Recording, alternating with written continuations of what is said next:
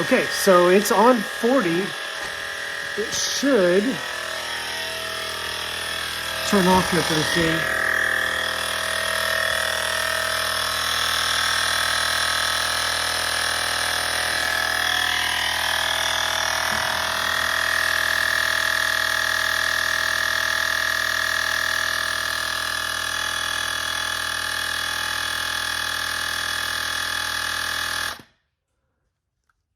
There it went. So I got to just put it on.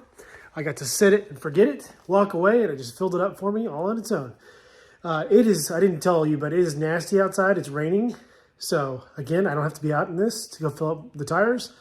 I can fill it up in the comfort of my garage. Sorry that it's all, cluttered up and stuff. But yeah, so next we're going to do a basketball and we'll do bicycle tires. So stay tuned. Okay guys, now we've got a basketball we're going to try out. First, let me show you that it's pretty flat. All right, so I got the needle from the storage compartment in here. And I'm going to turn it on. We're going to go to basketball. And I got on the 8. Right? Yeah. Yeah, there we go. I got on the 8. I throw this guy in here. And then I'm going to hit OK.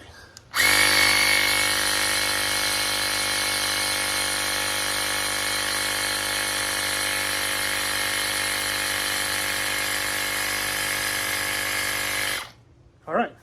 Should be done. Let's test it out now. That's not necessarily, I would say, full. Let's try it again.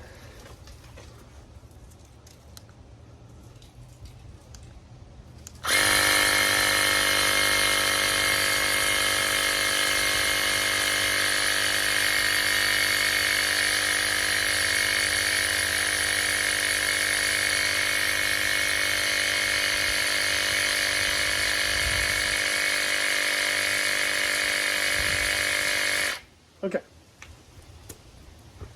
Now it feels nicely. Yeah, that's it right there. That's good. And it's a good amount.